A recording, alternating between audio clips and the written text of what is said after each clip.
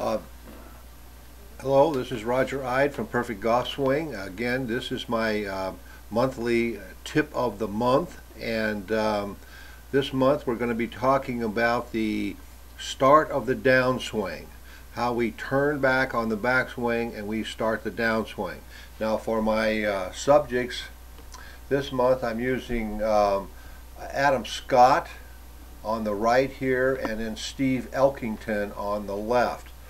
And these are two great swings, and I like to use various touring pros to demonstrate exactly what I need to be done, what I want to be done here.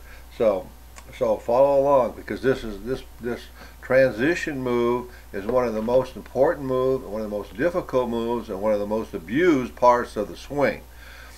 Now let's take these guys back on the backswing. We're going to start with Steve Elkington. Notice the setup position. He's hitting the fairway wood, and his hands, the ball's a little forward in the stance, and the hands are just inside the left thigh. And notice how he's going to make, there's his turn away from the ball, one piece takeaway. Notice that the left shoulder rotates to the right, gets his hands up nice and high there.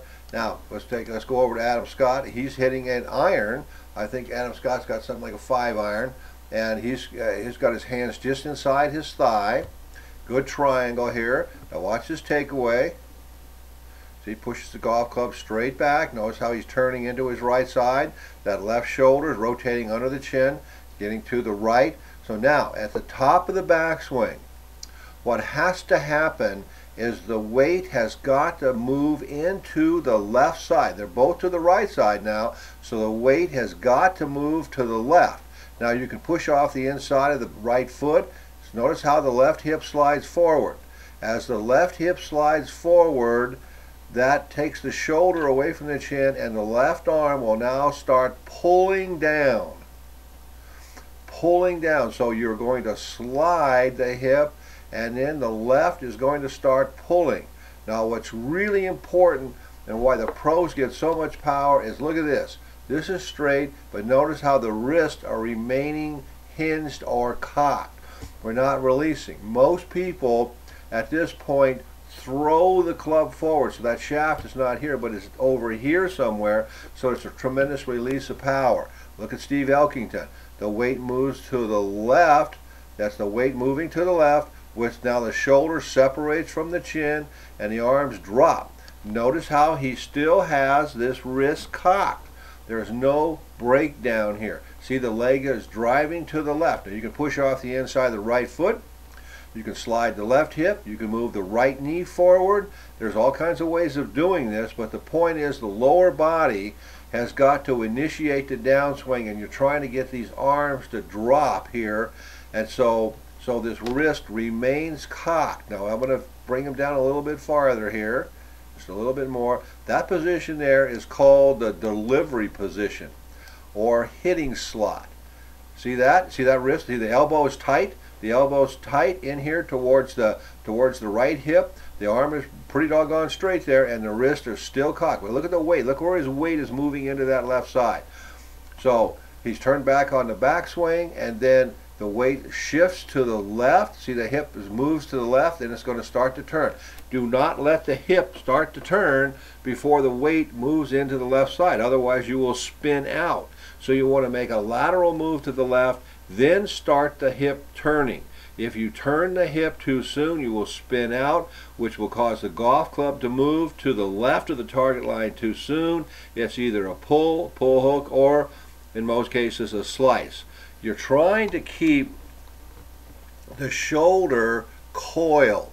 You're trying to move the hip and keep the shoulder coiled. So see, he's moved the hip over to the left. That's the initial move right there. The shoulder is staying coiled.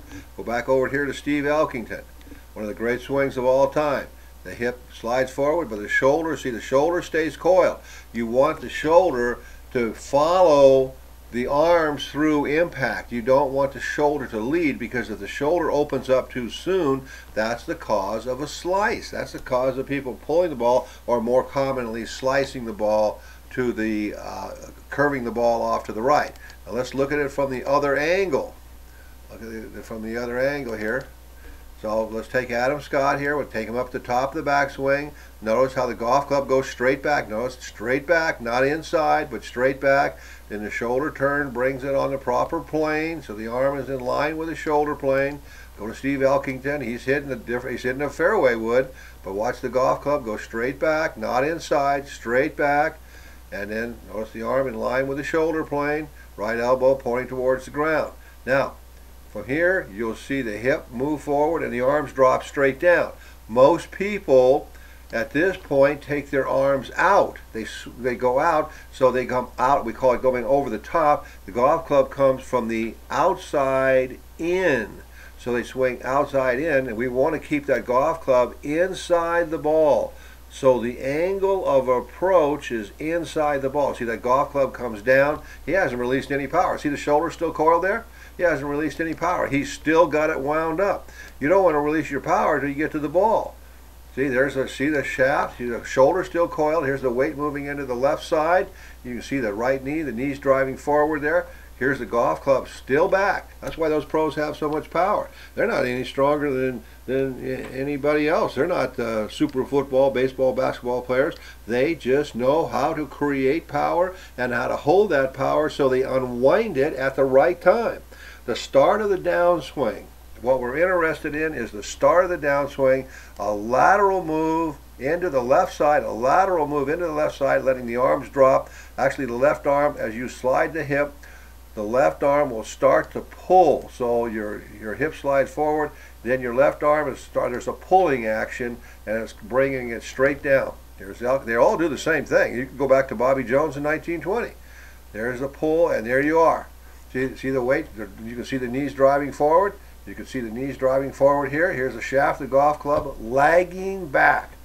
So we're going to get a delayed hit or a delayed release. So they can swing easy and hit hard because they don't release their power till, actually, they don't release the power till after impact, and we'll talk about that next month.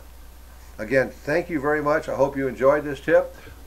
Keep tuning in, and we'll work our way through the golf swing nice and slow. Thank you again.